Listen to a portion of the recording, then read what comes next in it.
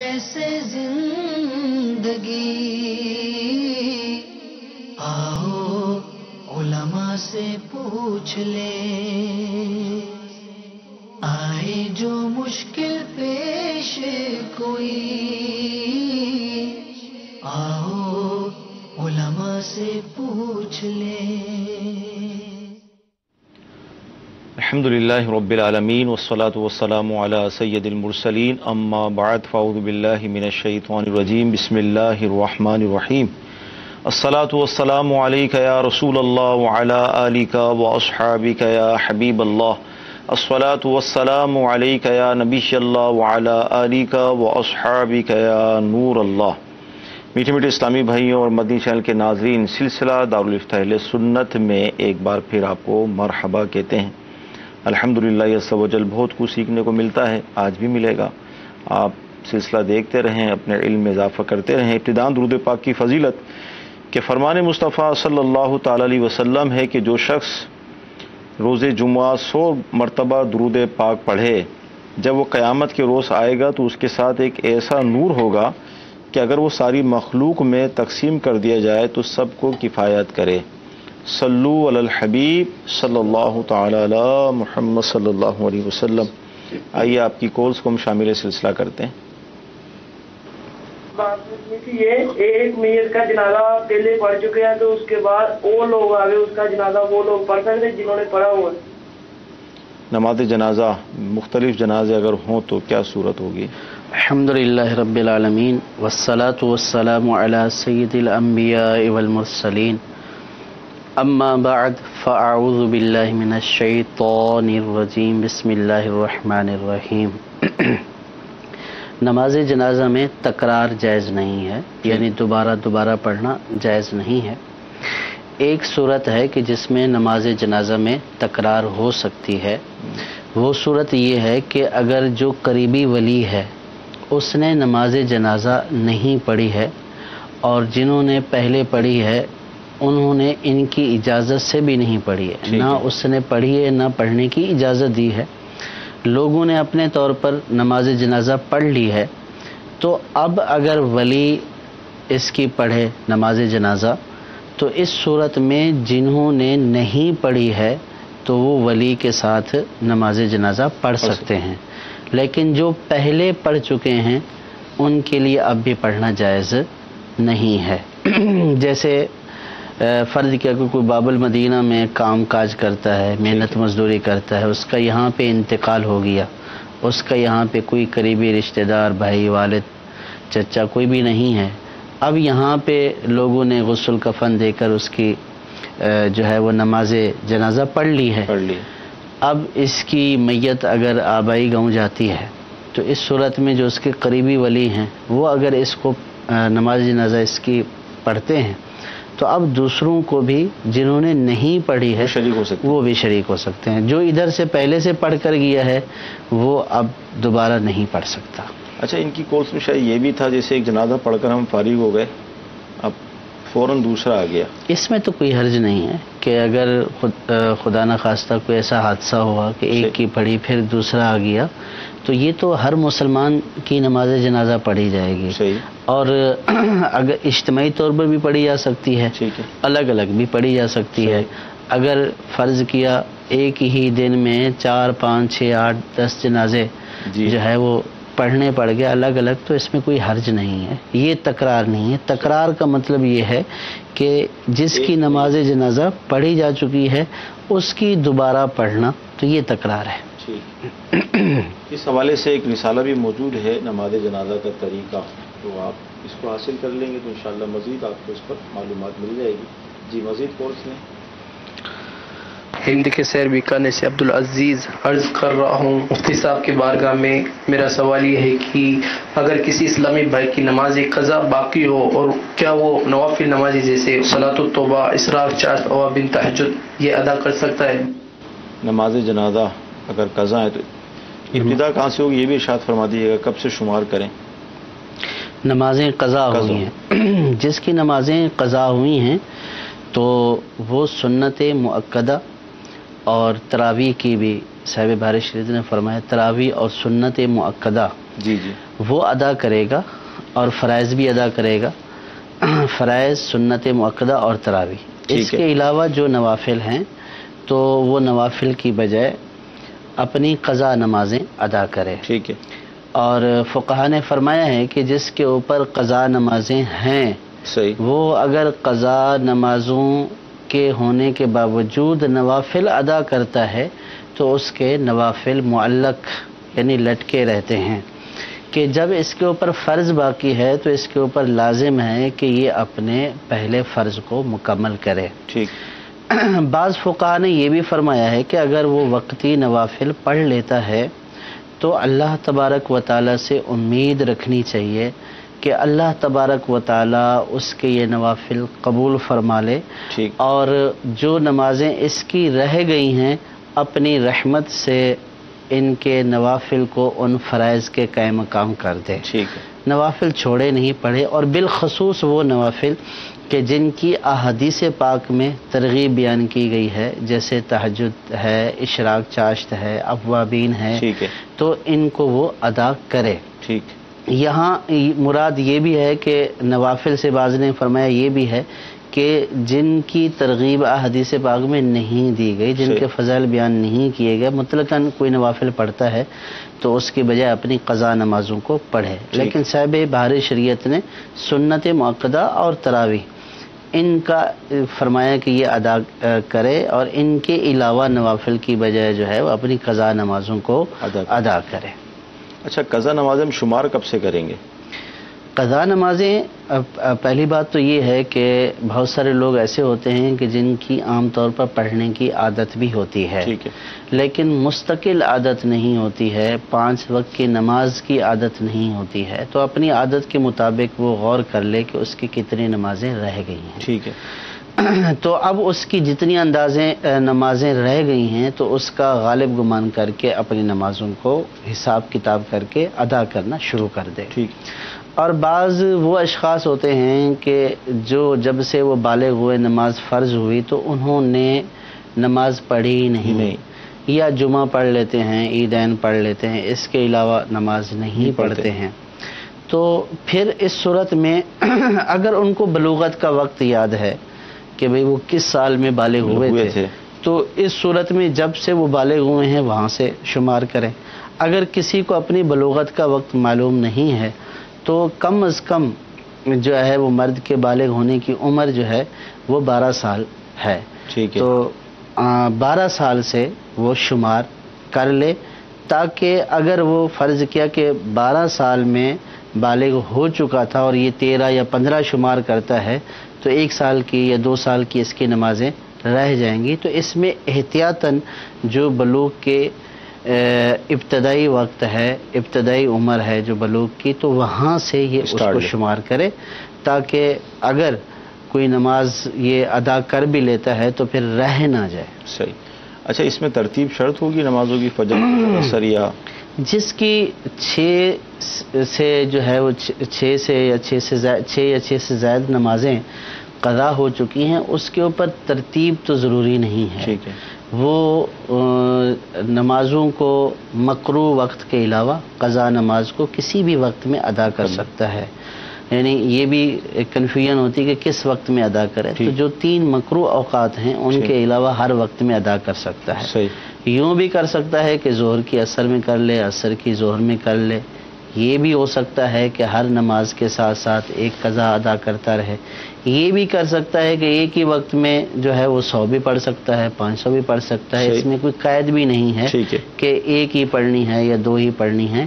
تو اس کے اوپر یہ قرض ہے، یہ قرض اس نے ادا کرنا ہے، تو جیسے اس کے لیے آسانی ہو یہ اس کو کرے، اور یہ کوشش کرے کہ جلد از جلد اس سے سبق دوش ہو جائے اور جلد از جلد اس کو ادا کر لے، کیونکہ انسان کی موت کا کوئی وقت جو ہے وہ اس کو علم نہیں ہے، وقت مقرر ہے لیکن کسی کو اپنی موت کا علم نہیں ہے کہ وہ کون سا وقت ہے، تو کہیں ایسا نہ ہو کہ ابھی یہ تیاری کر رہا ہو اور اس سے پہلے ہی موت آ جائے، تو اس لیے جلد از جلد اس فرض کو ادا کر لینا چاہیے۔ اچھا، اس میں جیسے فجر کی نماز کے بعد اور عصر کی نماز کے بعد جماعت کے بعد ظاہر نوافل وغیرہ نہیں ہے جیسے دیگر نمازوں میں ہے، تو ان دونوں جماعتوں کے بعد تو پڑھ سکتے ہیں، لیکن عوام کے سامنے جو احتیاطیں ہوں گی؟ جو پڑھنے کی ممانت ہے وہ تو صرف جو مکروہ اوقات ہیں ان میں ممانت ہے، ٹھیک ہے، اور فجر کی نماز کے بعد وقت شروع ہونے کے بعد جی، سوائے فجر کے فرض اور فجر کی سنتوں کے نوافل ادا نہیں کر سکتے، ٹھیک ہے، لیکن قضا نمازیں ادا کر سکتے ہیں۔ اسی طرح عصر کے فرض ادا کرنے کے بعد نوافل ادا نہیں کر سکتے، لیکن قضا نمازیں ادا کر سکتے ہیں۔ ٹھیک ہے، اب رہا یہ مسئلہ کہ ادا تو کر سکتے ہیں، لیکن اس کے ساتھ ایک دوسرا مسئلہ بھی ہے جی جی، کہ نمازیں قضا ہوئی ہیں تو قضا کرنا یہ گناہ ہے۔ گناہ تھا، تو اب مسئلہ یہ ہے کہ گناہ کا اظہار بھی گناہ ہوتا ہے۔ صحیح، تو اب اگر یہ فجر یا عصر کے بعد مسجد میں یا کسی ایسے مقام پر پڑھے گا جہاں پہ لوگ موجود ہوتے ہیں تو ان کو علم ہو جائے گا کہ یہ اپنی نمازیں قضا کر رہا ہے، تو گویا کہ ان کے اوپر اظہار کر رہا ہے۔ صحیح، تو اس لیے اس بات کا خاص خیال کرے کہ ادائیگی کے وقت کسی کو یہ علم نہ ہو کہ یہ اپنی قضا نمازیں ادا کر رہا ہے۔ تو عصر اور فجر کے بعد ادا تو کر سکتا ہے، لیکن اگر مسجد میں فرض کیا کہ فجر کے فرض ختم ہوئے تو اس کے بعد یہ لوگوں کے سامنے ہی شروع ہو گیا، تو صحیح، اب یہی تصور کیا جائے گا کہ یہ قضا نمازیں پڑھ رہا ہے کیونکہ اس میں نوافل تو منع ہے۔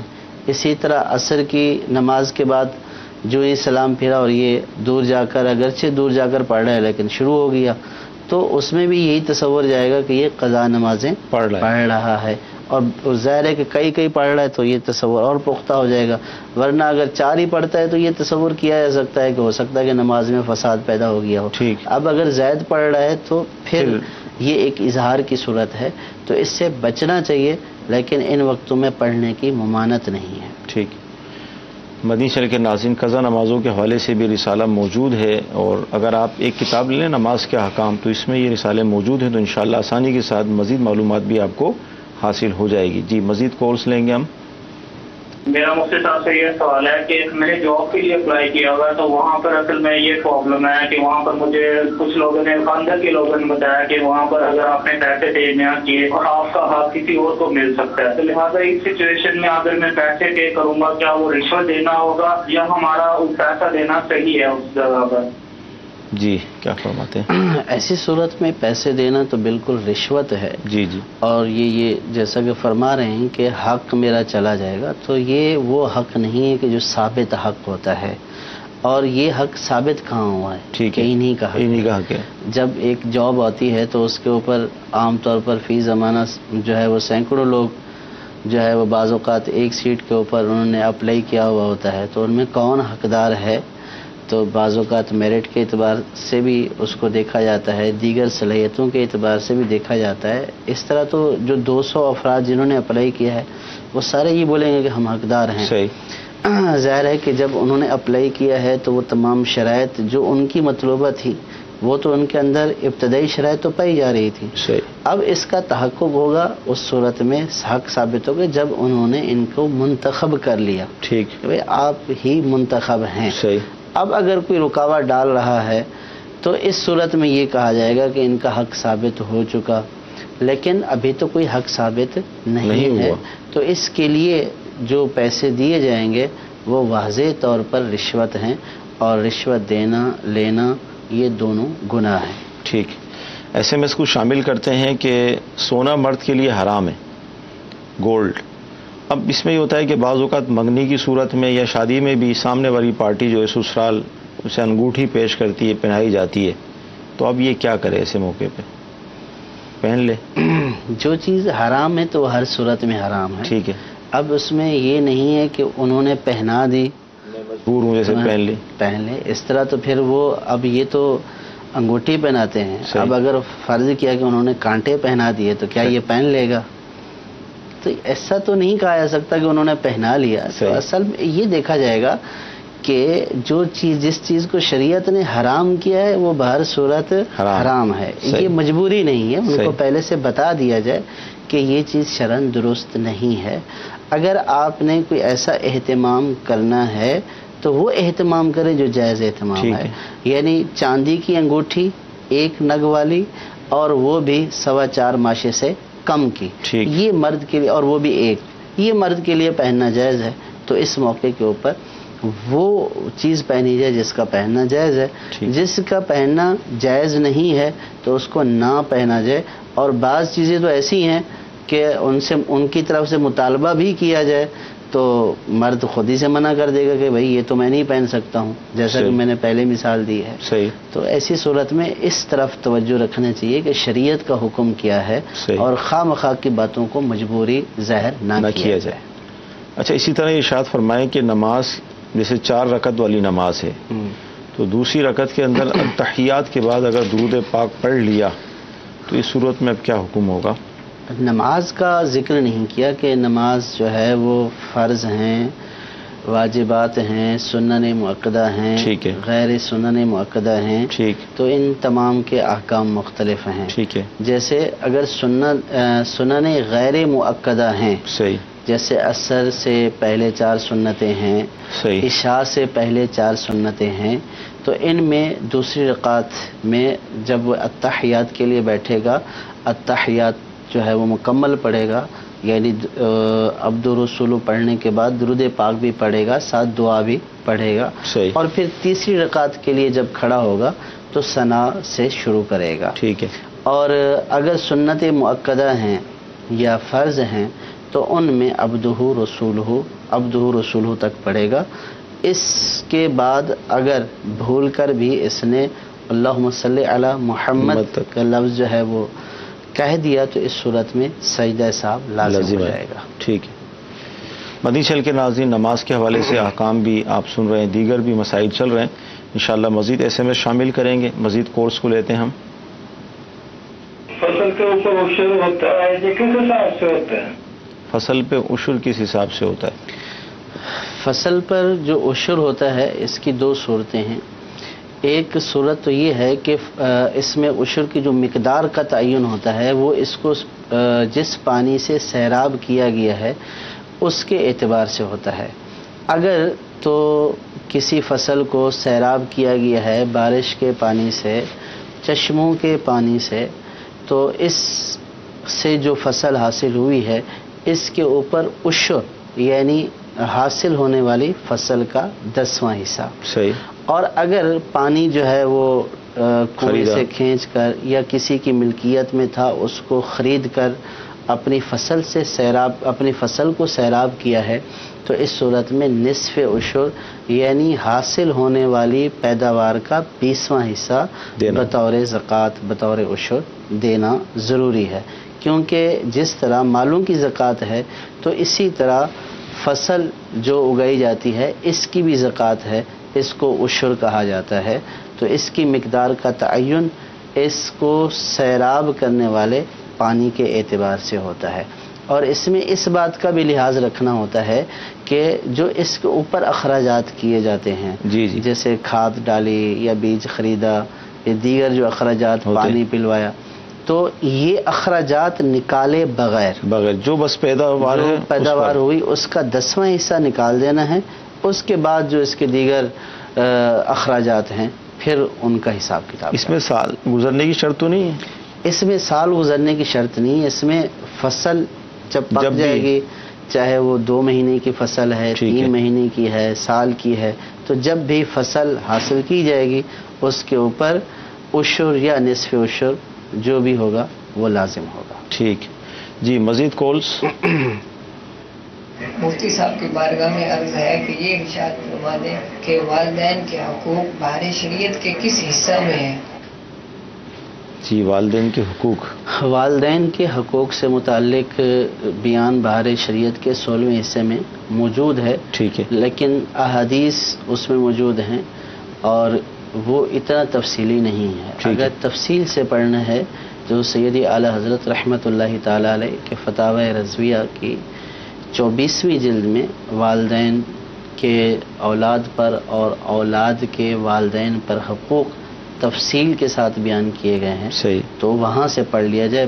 بہت آسان انداز میں اس کو تحریر کیا گیا، اس میں کوئی مشکل بات نہیں ہے، انشاءاللہ پڑھنے سے پوری تفصیل معلوم ہو جائے گی۔ اچھا، اسی طرح امیر اہل سنت نے بھی ایک رسالہ اس پر لکھا ہے، وہ بھی اس میں بھی مواد موجود ہے، لیکن اعلیٰ حضرت کا بھی آپ پڑھیں، پھر بھار شریعت کا بھی پڑھ لیں، پھر یہ رسالہ بھی پڑھ لیں، تو یوں ایک اچھی معلومات آپ کو والدین کے حقوق کے حوالے سے ہو جائے گی۔ اس کا نام ہے سمندری گنبد، یہ رسالہ اگر آپ حاصل کر لیں، SMS شامل کرتے ہیں۔ حضور یہ ارشاد فرمائیں کہ جیسے اب حج کے ایام بھی آ رہے ہیں، لیکن ابھی عمرہ بھی ظاہر چل رہا ہے، اور عمرہ تو پھر چلتا ہی رہتا ہے، تو کوئی اسلامی بہن جب گئیں تو جدہ ایئرپورٹ پر ان کے ساتھ وہ ماہواری ان کی شروع ہو گئی۔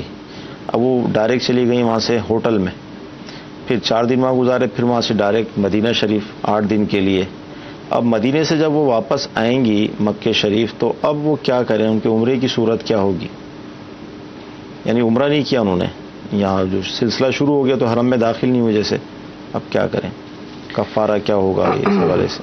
اس میں یہ ہے کہ اگر تو اب اس میں تھوڑی سی تفصیل ہے۔ اب آپ نے یہ نہیں بتایا کہ وہ احرام جو ہے وہ نیت کر کے احرام کی، سمجھ میں یہی آتا ہے جدہ شریف جو پہنچی ہیں تو کی تھی، اب جو ان کی یہاں سے روانگی تھی، جی جی، اب یہاں سے روانگی اگر مکہ کی تھی تو میقات احرام کے ساتھ کراس کرنا ضروری تھا۔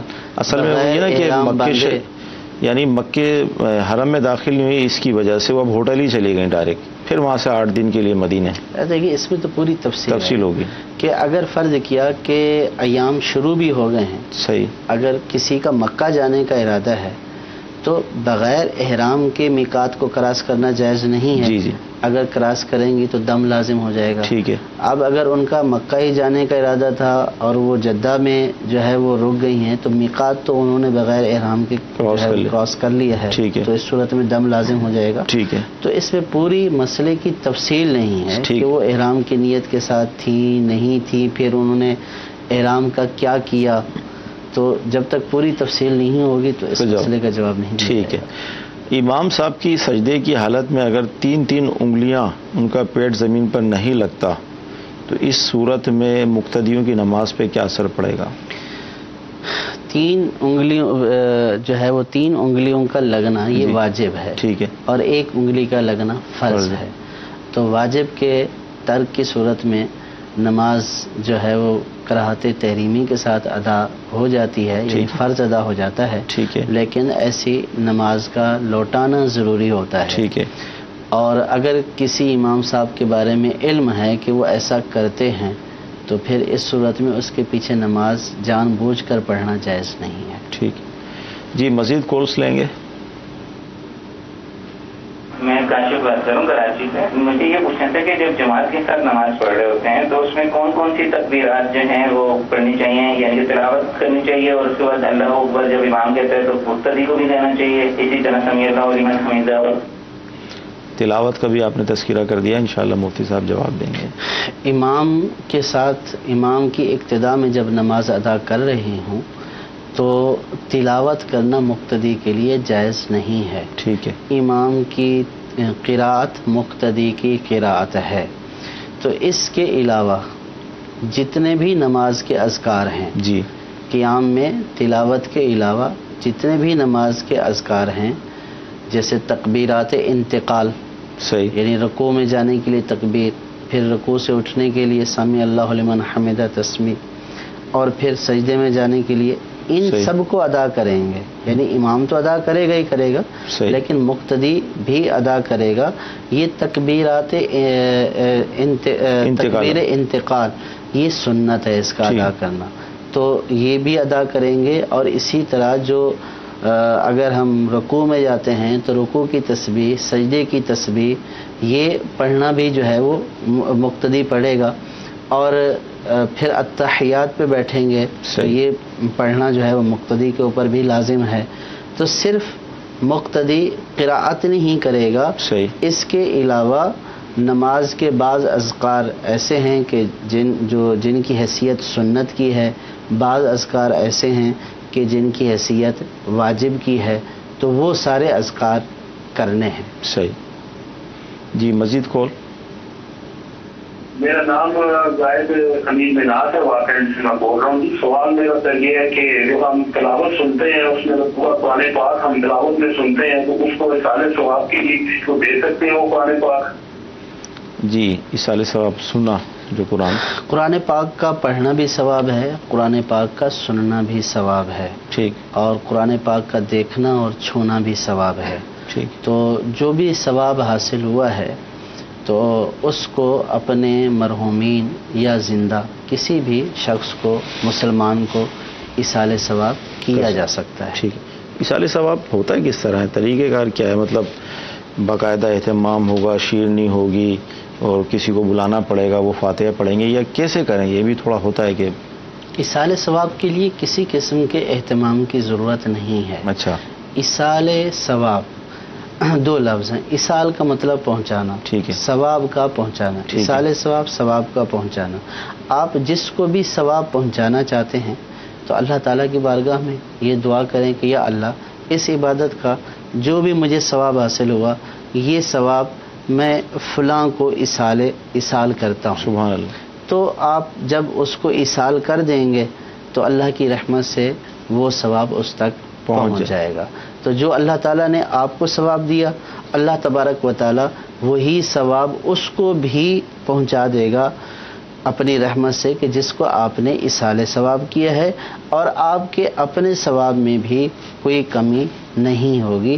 یہ اللہ تبارک و تعالیٰ کی بہت بڑی رحمت ہے، اور یہ مسلمان کے لیے ایک بہت بڑا فائدہ ہے کہ عمل میں کروں اور مجھے بھی ثواب ملے اور بھیجوں، اور میرے عمل کا ثواب دوسرے کو بھی مل جائے. سبحان اللہ. تو یوں بھی میں اپنے مسلمانوں کے لیے، مرحومین کے لیے اور زندوں کے لیے یوں بھی نفع بخش ہو سکتا ہوں. ٹھیک ہے.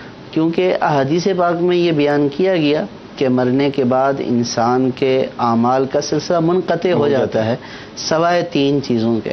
تو ان میں ایک صدقہ جاریہ بیان کیا گیا. اسی طرح نیک اولاد، صحیح، کہ جو والدین کے چلے جانے کے بعد نیک عمل کرتی ہے، وہ بھلے والدین کے لیے دعا کرے یا نہ کرے، لیکن اس کی نیکیوں کا ثواب ان کے والدین کو ملتا رہتا ہے. تو یہ ایصال ثواب ہمارے لیے بہت بڑی نعمت ہے، اللہ تبارک و تعالیٰ کی طرف سے تحفہ ہے کہ عمل کوئی کرے اور اس کا ثواب اللہ کی رحمت سے دوسرے کو بھی پہنچ جائے. تو اس کے لیے کسی شیرنی وغیرہ کا اہتمام نہیں ہوتا. عام طور پر فاتحہ جب آتی ہے یا ایصال ثواب آتا ہے تو ایک تصور آ جاتا ہے کہ پہلے پانی رکھنا چاہیے، پھر کھانا سامنے رکھنا چاہیے. تو پانی رکھنا، کھانا سامنے رکھنا یہ ایصال ثواب کی شرائط میں سے نہیں ہے.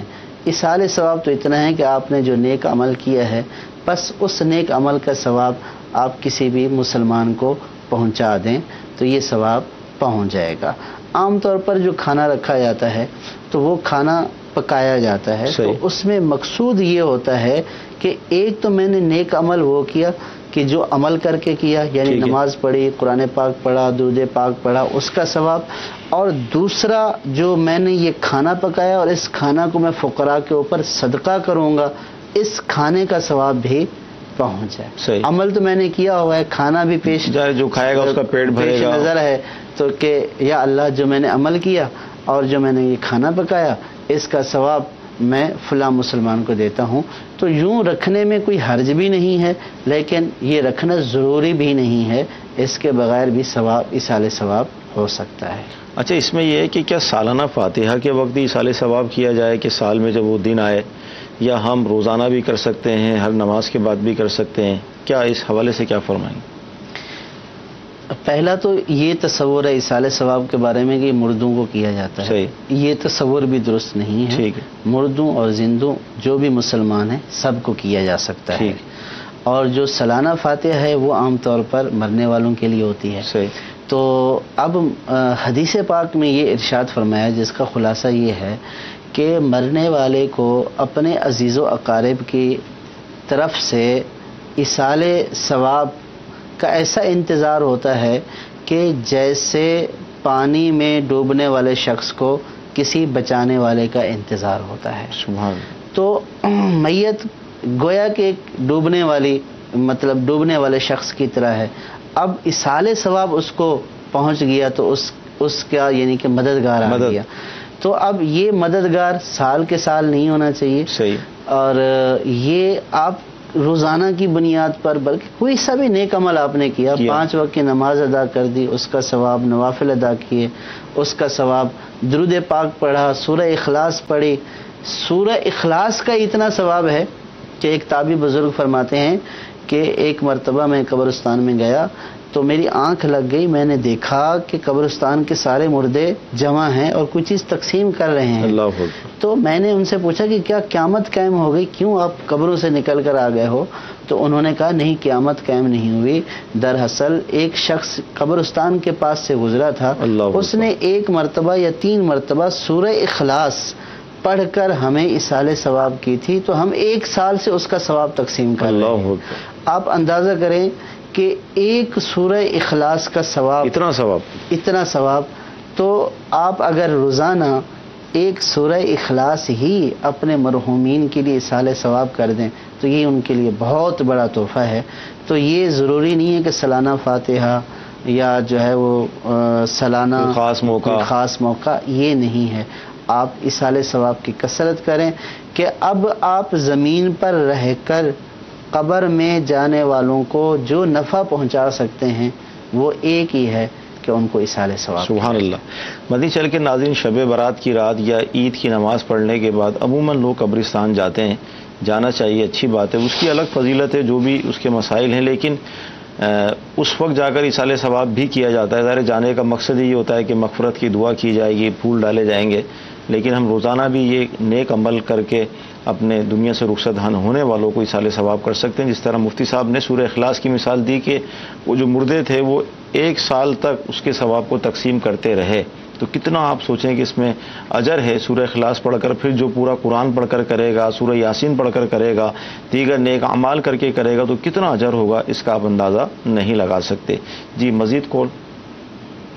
قسم ٹوٹ جانے کا کفارہ کیا ہے، اور اگر کسی ہستی کا، بڑی ہستی کا نام کی قسم لی جائے تو یہ کیسا ہے؟ قسم کا کفارہ، اور کسی بزرگ کا اگر نام لے کر قسم کھائی، بزرگ کے نام کی قسم یا اپنی اولاد کی قسم یا کسی شخص کے نام کی قسم کھانے سے وہ قسم شرعاً وہ قسم نہیں ہوتی ہے، تو اور نہ ہی اس کے توڑنے کا کفارہ ہے۔ ٹھیک ہے، ہاں البتہ جو ایک عہد کیا ہے اس کو پورا کرے، اور جو شرعی قسم تھی، واقعتاً قسم تھی، اگر اس کو توڑ دیا ہے تو اس کا کفارہ یہ ہے کہ 10 مسکینوں کو کھانا کھلائے یا کپڑے پہنائے، ان دونوں میں اختیار ہے، یا تو کھانا کھلا دے 10 کو یا کپڑے پہنا دے، اور کھانا کھلانے میں کی بجائے یوں بھی کر سکتا ہے کہ ایک صدقہ فطر ایک جو ہے وہ شریف فقیر کو دے دے، اور یوں 10 کو ایک صدقہ فطر دے دے، تو یوں 10 کو کھانا کھلانا صبح شام کا جو کھانا ہے وہ 10 کی طرف سے کفایت کر جائے گا۔ صحیح۔ یعنی اگر فرض کیا ایک صدقہ فطر 100 روپے ہے تو یہ 10 الگ الگ شرعی فقیروں کو 100 روپیہ دے دے، تو یہ اس کی طرف سے 10 فقیروں کو کھانا کھلانے کی شرط پوری ہو جائے گی۔ صحیح۔ اگر کھانا کھلانے کی طاقت ہے تو کھانا کھلا دے یا اس کی بجائے رقم دے دے، اگر جو ہے وہ کپڑے پہنانے کی ہے تو ایک جوڑا دے دے، اگر ان دونوں کی جو ہے وہ استطاعت نہیں ہے تو پھر مسلسل 3 دن کے روزے رکھ لیں۔ ٹھیک۔ بہت عجیب و غریب SMS آیا، ہو سکتا ہے اس وقت یہ دیکھ بھی رہے ہوں، انشاءاللہ آپ جو جواب دیں گے اصلاح کی صورت بن سکتی ہے۔ SMS یہ ہے کہ گھر کے اندر بچے کی ولادت ہونے والی تھی، ولادت ہوئی تو بیٹی پیدا ہوئی، اچھا ظاہر جس کی بیٹی تھی وہ روزے بھی رکھ رہے تھے، تو بیٹی کے ہونے پر غصے کی حالت میں انہوں نے پھر آگے روزے نہیں رکھے کہ بیٹی ہوئی ہے۔ اب پھر وہ جو ان کے بھائی یہ کہہ رہے ہیں کہ انہوں نے مجھ سے بھی لڑائی کی اس بات پر کہ تم نے دعا نہیں کی ورنہ بیٹا ہوتا، اب بیٹی ہو گئی ہے، کیا فرمائیں گے؟ استغفر اللہ۔ اللہ تبارک و تعالی ہم سب کو ہدایت دے، اور اللہ تبارک و تعالی ان کو بھی ہدایت دے۔ دیکھیں، بیٹا اور بیٹی یہ دونوں اللہ تبارک و تعالی کی رحمتیں اور نعمتیں ہیں، اور بیٹی یہ بھی اللہ تعالیٰ عطا فرماتا ہے، بیٹا یہ بھی اللہ تعالیٰ عطا فرماتا ہے، اور بعض اوقات بیٹی بیٹے سے زیادہ فضیلت والی ہوتی ہے۔ صحیح۔ اور عام طور پر یہ محاورہ بھی ہے لوگوں میں، یہ بات مشہور بھی اور حقیقت بھی ہے کہ بڑھاپے میں بیٹیاں ہی کام آتی ہیں۔ سبحان اللہ۔ جب بیٹے سارے چھوڑ کر چلے جاتے ہیں اور بندہ بستر مرگ پر ہوتا ہے، والد ہو یا والدہ، صحیح، بیٹے تو سارے ادھر ادھر ہو گئے، ہو جاتے ہیں۔ کوئی UK چلا گیا, کوئی USA چلا گیا, کسی دوسرے شہر میں گھر بنا لیا. صحیح. تو یہ بیٹیاں ہی ہوتی ہیں کہ جو ایسے وقتوں میں کام, مصیبت کے وقت میں کام آتی ہیں. ایک تو یعنی بیٹی کی اس فضیلت کی ایک الگ یہ چیپٹر ہے, ایک الگ اس کے اخلاق کی حوالے سے, عقلی حوالے سے. لیکن ایک شخص کا اس وجہ سے روزے چھوڑ دینا کہ بیٹی کیوں پیدا ہو غصے میں, معاذ اللہ, یہ تو گویا کہ اللہ تبارک و تعالیٰ سے احتجاج کرنے والی بات ہے, اور اللہ تبارک و تعالیٰ کی دی ہوئی اس نعمت اور رحمت کے اوپر احتجاج اور ناشکری والی بات ہے. آپ ان سے جا کر پوچھئے کہ جن کے گھر میں کوئی اولاد ہی نہیں ہے, کتنے بے قرار ہیں وہ بیٹی کے لیے بھی ترستے ہیں. اور پھر یہ آپ کیوں بھول رہے ہیں کہ آپ کا بیٹا ہوگا؟ اگر بیٹا ہو, خدا نہ خواستہ وہ نالائق ہو, نافرما بردار ہو, تو آج ہی جو ہے وہ میں اخبار میں خبر پڑھ رہا تھا کہ بیٹے نے, باپ نے اپنے بیٹے کے ساتھ مل کر اپنے باپ کو قتل کر دیا. بیٹے اور پوتے نے قتل کر دیا. کس لیے؟ زمین کی خاطر. اللہ. تو یہاں دنیا میں ایسے بھی بیٹے ہیں کہ جو معمولی بات کے اوپر مال کے لیے اپنے باپ کو قتل کر دیتے ہیں. تو ایسے بیٹے کس کام کے؟ اور پھر سب سے بڑھ کر یہ اللہ تبارک و تعالیٰ کی یہ ناشکری اور فرض کو چھوڑ دینا, یہ تو بہت بڑے گناہ والی بات ہے. اور اگر ایسا اظہار کیا خدا نہ خواستہ تو ہو سکتا ہے کفر کلمات بھی جو ہے وہ بولے ہوں. یہ تو اللہ تبارک و تعالیٰ پر ناراضگی ہے. اور یہ اس طرح بیٹیوں کی پیدائش کے اوپر ناخوش ہونا یہ مسلمانوں کا طریقہ نہیں ہے, یہ کفار کا طریقہ ہے. کہ جب کفار کے ہاں بچیاں ہوتی تھیں تو قرآن پاک کا مفہوم ہے کہ ان کے چہرے پر سیاہی چھا جاتی تھی. تو یہ مسلمانوں کا طریقہ نہیں ہے. مسلمانوں کے لیے بیٹے بیٹیاں یہ اللہ کی رحمت اور اللہ کی نعمت ہے. اس کے اوپر جتنا بھی انسان اللہ کا شکر کرے وہ کم ہے. اور پھر یہ کہاں سے ان کو مطلب یہ ہو گیا کہ ہاں بیٹا ہی ان کے لیے بہتر ہے, ان کے لیے بیٹی ہی صحیح بات جو ہے وہ ان کے لیے زیادہ فضیلت باعث برکت ہو سکتی ہے. تو اس لیے اللہ تبارک و تعالیٰ سے توبہ کرنی چاہیے, معافی مانگنی چاہیے, اللہ تعالیٰ سے ناشکری نہیں کرنی چاہیے. اگر بیٹی بھی نہ ہوتی تو پھر کیا ہوتا؟ پھر کیا کر لیتے؟ لوگ ترستے ہیں کہ بیٹی ہی ہو جائے. تو اللہ تبارک و تعالیٰ کی ایسی ناشکری بندے کو نہیں کرنی چاہیے. اس سے اللہ تبارک و تعالیٰ کی جو ہے وہ سخت ناراضگی کا یہ باعث ہے. اور اللہ تبارک و تعالیٰ سے توبہ اور استغفار کرنا چاہیے, اور ان کو اپنے اس رویے کے اوپر نظر ثانی کرنی چاہیے. اور نہ صرف نظر ثانی بلکہ لازمی طور پر توبہ کرنی چاہیے, اللہ تعالیٰ سے معافی مانگنی چاہیے کہ اس طرح کرنے سے بیٹا نہیں ہو جائے گا. بیٹا اللہ تبارک و تعالیٰ ہی نے عطا فرمانا ہے. تو اس کی فرما برداری کر کے اللہ تبارک و تعالیٰ کو راضی کر کے اور اللہ کی بارگاہ میں دعا کی جائے تو وہ رب کریم عطا فرمانے والا ہے, تو وہ ضرور عطا فرمائے گا. مدنی چل کے ناظرین, امیر سنت نے ایک رسالہ لکھا ہے, زندہ بیٹی کنویں میں پھینک دی یا ڈال دی, یہی موضوع ہے. یہ رسالہ ایسا ہے کہ اگر آپ اس کا مطالعہ کر لیں گے تو میں مطلب کہتے ہیں نا ایک گارنٹی والی بات کہ آپ کے آنسو نکل آئیں گے. زمانے جاہلیت کے ایسے ایسے واقعات بھی اس میں لکھے گئے, پھر آگے بیٹیوں کے فضائل احادیث میں جو بیان کیے گئے.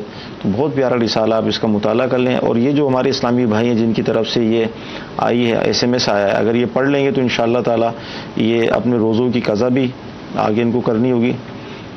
اور پھر اپنے بھائی سے جو انہوں نے مطلب لڑائی کر لی کہ تو نے دعا نہیں کی اس وجہ سے مجھے بیٹا نہیں ملا, تو انشاءاللہ یہ رسالہ پڑھنے کے بعد جو ہے وہ مزید جو ہے وہ اصلاح کے حوالے سے رغبت بڑھ جائے گی. مفتی صاحب نے مدنی پھول دی ہیں, اس پر عمل کیا جائے تاکہ اللہ تعالیٰ کی اس نعمت کا جو ہے وہ شکر ادا کیا جائے, نا شکری نہ کی جائے.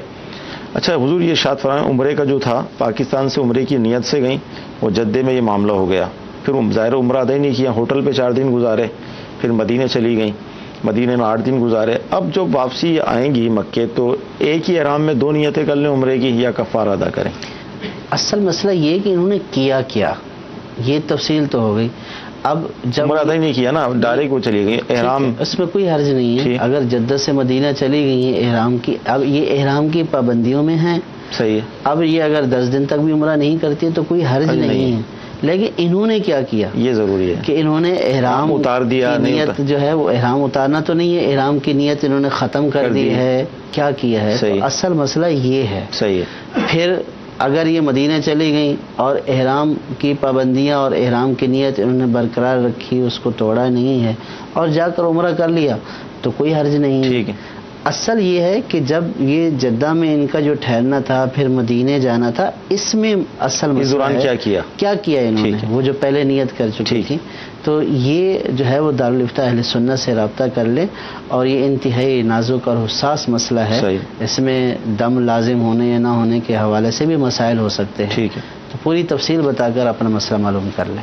مدی چل کے ناظرین وقت ختم ہوا. جمعرات ہے، مغرب کی نماز کے بعد دنیا بھر میں دعوت اسلامی کے اجتماع شروع ہو جاتے ہیں. آپ کو دعوت پیش کرتے ہیں، آپ جہاں بھی ہوں کوشش کر کے ان اجتماعات میں شرکت کیجیے. انشاءاللہ وہاں سے بھی علم دین ملے گا، بہت برکتیں ملے گی. اگر کوئی ایسا مقام ہے جہاں یہ سہولت نہیں تو مدنی چینل کے ذریعے بھی آپ اس میں شریک ہو سکتے ہیں. اللہ تعالیٰ کی بارگاہ میں دعا ہے کہ اللہ تعالیٰ آج کا ہمارا سلسلہ اپنی بارگاہ میں قبول فرمائے. جو سنا ہے، جو سیکھا ہے، اس پر عمل کرنے کی توفیق عطا فرمائے. آمین. صلو علی الحبیب صلی اللہ تعالی علی محمد صلی اللہ علیہ وسلم. گزارے کیسے زندگی، آؤ علماء سے پوچھ لے. آئے جو مشکل پیش کوئی، آؤ علماء سے پوچھ لے. بہار شریعت موبائل ایپلیکیشن، جس میں آپ دیکھ سکیں گے جلد اول، جلد دوم اور جلد سوم مکمل بہار شریعت، جس میں ہے موجود عقائد و مسائل، قرآنی آیات اور احادیث مبارکہ کا مجموعہ. ٹاپک سرچ کرنے کی سہولت، بک مارک کی مدد سے پیج سیو کرنے کی سہولت، مشکل الفاظ کے معنی، فقہی اصطلاحات کی تعریفات اور سوشل میڈیا پر ٹیکسٹ شیئر بھی کر سکتے ہیں اور بہت کچھ. اس موبائل ایپلیکیشن کو پلے اسٹور سے ابھی ڈاؤن لوڈ کیجیے. صلو علی الحبیب صلی اللہ تعالی علی محمد. مجھے اپنی اور ساری دنیا کے لوگوں کی اصلاح کی کوشش کرنی ہے انشاءاللہ. بسم اللہ الرحمن الرحیم. الصلاة والسلام علیک یا رسول اللہ وعلى آلك وأصحابك يا حبيب الله. الصلاة والسلام عليك يا نبي الله وعلى آلك وأصحابك يا نور الله. عاشقان رسول متوجہ ہوں. اللہ کی رضا کے لیے اذان کا احترام کرتے ہوئے گفتگو اور کام کاج روک کر اذان کا جواب دیجیے اور ڈھیروں نیکیاں کمائیے.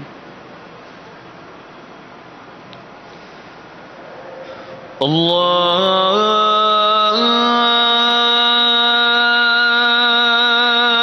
اکبر.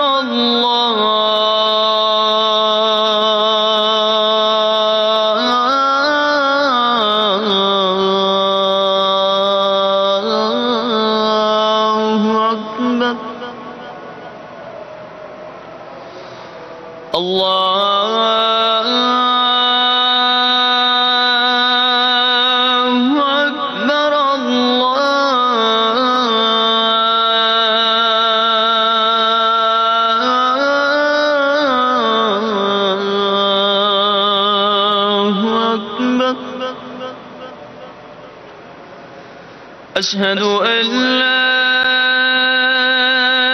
إله إلا الله.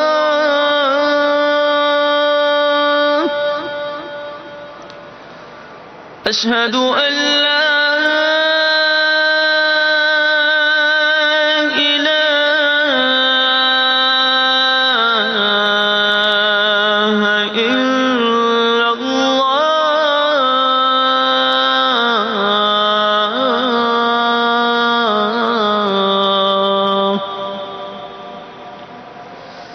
أشهد أن محمدا رسول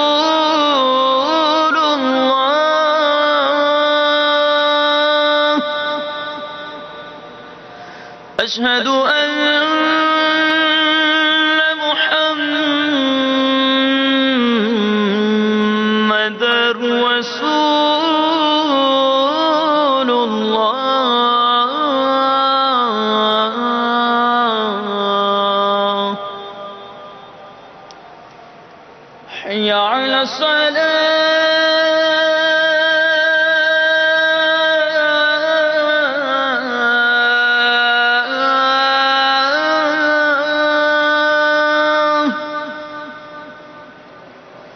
حي على الصلاة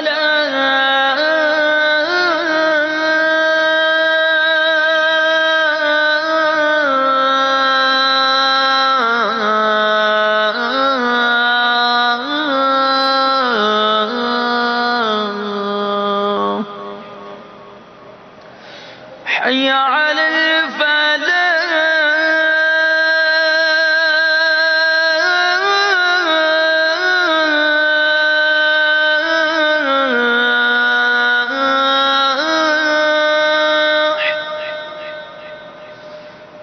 حي على الفلاح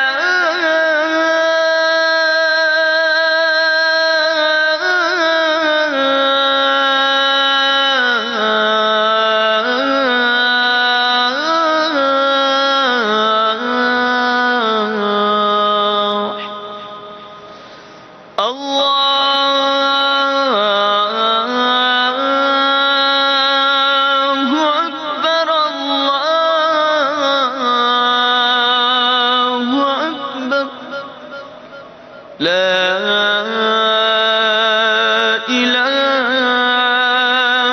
إلا الله الصلاة والسلام عليك يا رسول الله وعلى آلك وأصحابك يا حبيب الله اللهم رب هذه الدعوة التامة والصلاة القائمة آت محمدا الوسيلة والفضيلة والدرجة الرفيعة وابعثه مقاما محمودا الذي بعثته وارزقنا شفاعته يوم القيامة إنك لا تخلف الميعاد الصلاة والسلام عليك يا نبي الله وعلى آلك وأصحابك يا نور الله مغفرت کی بشارت حضرت سیدنا انس رضی اللہ تعالی عنہ سے مروی ہے کہ نبی رحمت شفیع امت شہنشاہ نبوت تاجدار رسالت صلی اللہ تعالی علیہ وآلہ وسلم نے فرمایا جس نے نماز کے بعد یہ کہا تو وہ مغفرت یافتہ ہو کر اٹھے گا سبحان اللہ العظیم وبحمدہ لا حول ولا قوة الا باللہ ترجمہ پاک ہے عظمت والا رب اور اسی کی تعریف ہے اور اسی کی عطا سے نیکی کی توفیق اور گناہ سے بچنے کی قوت ملتی ہے آپ اس مدنی پھول کو دعوت اسلامی کے اشاعتی ادارے مکتبۃ المدینہ کی مطبوعہ شیخ طریقت امیر اہل سنت دامت برکاتہم العالیہ کی مایہ ناز تالیف مدنی پنجسورہ کے صفحہ 159 تا 160 سے پڑھ کر مستفیض ہو سکتے ہیں آپ اس کتاب کو دعوت اسلامی کی ویب سائٹ www.dawat-islami.net سے اردو کے ساتھ ساتھ مختلف زبانوں میں بھی ڈاؤن لوڈ کر سکتے ہیں مزید معلومات کے لیے اس نمبر 031480100526 یا اس ای میل ایڈریس پر رابطہ فرمائیں feedback@maktabatulmadina.com صلو علی الحبیب صلی اللہ تعالی علی محمد الحمدللہ امیر سنت نے شب جمعہ